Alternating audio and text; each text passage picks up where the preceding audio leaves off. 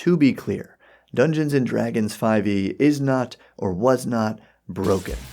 Obviously, 5e has done many things very well to become the most popular edition of D&D that's ever existed. Remember the ridiculous number of bonuses and penalties you had to calculate on a single attack roll in 4th edition? Of course you don't, because nobody even bothered to play it. But 5e swooped in with mechanics like advantage and disadvantage, roll twice, take the higher or lower result, and streamlined that whole process for faster and more fun gameplay. However, there's one piece of 5e's mechanics that has been rightfully criticized over and over since the launch in 2014. The uncanny, beyond fantastical, immersion-breaking, downright Dungeon Master mind-racking dilemma of long rests. Stabbed with a sword? Long rest. Burned alive? Just long rest. Fell from 200 feet and barely survived? Long rest. A comfy night's sleep in a cold, dark dungeon inhabited by monsters is all you need to be back at 100% tip-top fighting shape. You get the point. And One D&D almost fixed this. Well, maybe. While preparing for this video, I realized that I might have actually been running long rests incorrectly for as long as I've been playing D&D 5e, so we're going to start with our own quick refresh on just how 5e long rests are supposed to work. Then we're going to cover the almost problem-solving changes to long rests we've seen in One D&D, and break down multiple options for how you and your game group can handle long rests with a little more realism and a lot more fun depending on your preferences. So to summarize the 2014 5e version, you need 8 hours of rest, where 2 hours can involve light activity, but the other 6 must be sleep, unless you're an elf and you only need 4 hours of trance, some type of meditation, to gain the same benefits of a long rest, which are regain all lost hit points, regain spent hit die up to half your total, and the big one for spellcasters, regaining all used spell slots. But there are some important requirements for this to work. A character can't benefit from more than one long rest in a 24-hour period. A character must have at least 1 hit point at the start of a rest to gain its benefits, and here's the one that I think I've misinterpreted for the better part of a decade. If the rest is interrupted by a period of strenuous activity, at least 1 hour of walking, fighting, casting spells, or similar adventuring activity, the characters must begin the rest again to gain any benefit from it. I always took this literally. An hour of walking, an hour of fighting, an hour of spellcasting. Only that hour of fighting stood out as strange because it would mean 600 rounds of D&D combat. But as far as I remember, neither myself or any GMs I've played with ever made the party restart a rest for a brief combat encounter in the night.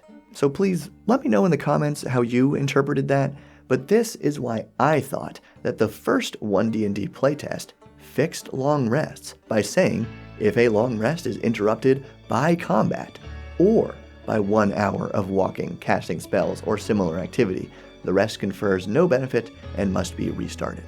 Because even if you restart, well, if you're resting in a cold, dark dungeon, chances are your new long rest will just be interrupted again by more monsters. So the party would pretty much have to find a safe and secure location in order to gain the benefits of a rest. Amazing fix. Well done, folks. We can all go home. Wait. Do you hear that? And I stopped looking at the One D&D playtest PDFs. But recently, I got curious as to whether or not One D&D will in fact fix long rests, so I checked out the latest playtest doc, and they made it even more of a headache for GMs than the 2014 version. Regain all hit points, as usual, and regain all spent hit die instead of only half, and always restore max HP and ability scores to their total if they were reduced. Sidebar, reducing max HP and ability scores was pretty rare in 5e to begin with, and most of those effects stated that your stats recovered on a long rest anyway, but this change to long rests completely closes the door on the idea of any monster or spell effects ever reducing those PC stats for more than a day. Anyway, One D&D long rests can still be interrupted, but instead of restarting that rest, you just go back to bed and have to spend an extra hour per interruption. But this seems really nitpicky. Think about it. Everyone is resting, but there's a random encounter. everyone rolls initiative, 1 extra hour. But let's say only 2 PCs take damage during the fight. They both get an extra hour, and then one of them casts a spell. So that PC alone gets a 3rd hour? So the bulk of the party finishes their long rest, then they have to babysit those 2 injured characters for a couple extra hours? That's boring. Not to mention, the new version added an unnecessarily specific 16-hour time delay between rests, meaning that spellcaster now has to start their next long rest 3 hours later than the bulk of the party. Who's going to keep track of that? So before we even look at the options given in the 2014 DMG, let's talk about the most simple homebrew adjustment I've seen to resolve the issue of long rests: location, location, location. Long rests require at least 6 hours of sleeping in a safe place designated by your DM, typically lodging at an inn. Camping in the wilderness? Well, what about a cold, dark dungeon? Or in a dungeon is not sufficient for gaining the benefits of a long rest. Adding this simple requirement of a safe location, basically just somewhere that your rest won't be interrupted, is such an easy fix. This rest rule also comes with minor complications for resting in a cheap tavern versus a more luxurious one, and if you'd like to see more about those details, you can check it out in Nimble 5e, streamlining your 5e game. And sponsoring this video. Nimble is an easy-to-read 20-page booklet of modular rules hacks that you can plug straight into 5e or inspire your own ideas. If you like the long rest rules, you'll probably also like Nimble's dying condition, so PCs don't immediately spring back from the brink of death during battle. Or if you're looking for more heroic gameplay, it includes optional rules for action point-based turns like Pathfinder and DC-20 to give players more flexibility and more value on each of their turns. Check it all out through the link below so they know who sent you. So yeah, sleeping for a mere 6 hours on a cold, dark dungeon floor, sorry elves, trancing for 4 hours on a cold, dark dungeon floor should not be 100% restorative. Yes, adventurers are supposed to be tough and heroic, and I wish I could get away with a mere 6 hours of sleep, but doing that anywhere and regaining everything is pretty immersion breaking if you think about it for a single second. Because we all know how sleep actually works. This idea of location-based rest mechanics makes more sense in general, and it encourages your party to get tactical about the larger scale of their adventure. How far can they reasonably travel overland or delve into a dungeon before they'll need to return to civilization and get a proper long rest? And if you want, you can still hand-wave all the other tactical travel calculations of rations and torches and arrows, etc., because that long rest alone is all the motivation your party needs to return to safety. Plus, with a little more time in town, your less tactical, more roleplay-focused players get to interact more with each other and with NPCs without being constantly under the looming threat of a random encounter. And I should have said this earlier, but if you're going to change up a rule as significant as long rests, it's better to do it at the beginning of a new campaign rather than in the middle, and always with the agreement of the players and a willingness to revert back to your group's tried and true way of doing things if it turns out to be not so fun. But that's far from our only other option. Let's see what rest rule variants are presented in the 2014 Dungeon Master's Guide. First, we have epic heroism, as if we weren't already playing that genre, where long rests take only 1 hour. No mention of sleep, interruptions, or anything. You're just recharged. Oh, but there's some advice. You might want to make combat encounters more difficult to compensate. You know, because just maybe this will make the game too easy. Although even here, they recommend that epic heroism should not restore all spell slots. Only half your slots and only up to 5th level spells, which might actually be a good house rule to tack on to normal 5e long rests when inside of a cold, dark dungeon. The second official rest variant is gritty realism, where long rests take 7 whole days. At first this sounds just as extreme, but let's remember, if you got stabbed with a sword, or burned alive, or fell from 200 feet and barely survived, at least it'll take you a week to get back to 100%. Still way less time than it should, so 7 days is a pretty good medium that feels more realistic and it solves another immersion-breaking issue of how low-level D&D characters often complete one quest after another, going from borderline peasant to literal superhero over 1 month of in-game time.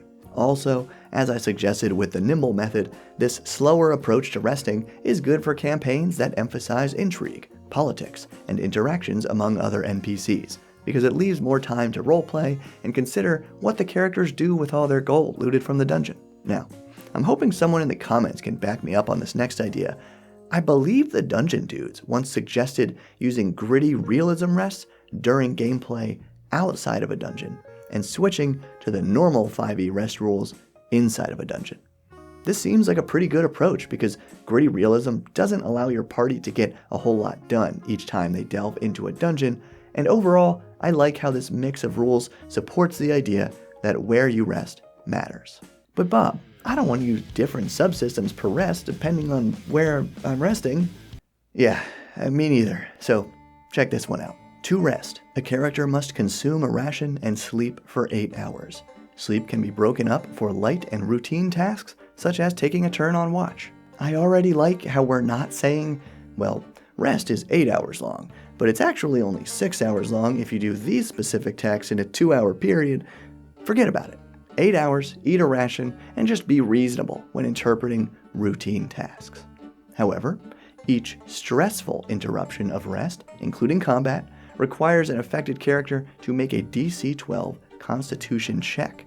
On a failure, the character consumes a ration but gains no benefit from resting. Yeah, using this sort of concentration check to determine whether or not interruptions ruin your rest is an intuitive way to handle it, and besides explicitly mentioning combat, this rest rule leaves stressful interruption up to GM interpretation, as it should be.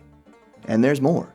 Characters can rest anywhere, but doing so inside a dungeon or perilous environment carries a high chance of failure due to the risk of a random encounter. So with these rules, more dangerous environments prompt the GM to check for encounters more often. But if an encounter occurs, it's not necessarily a monster, and if it is a monster, they don't always want to eat you right away. This rest rule comes from the Shadowdark RPG, which also streamlines the mechanics of 5e and other modern RPGs in one digest-size rulebook.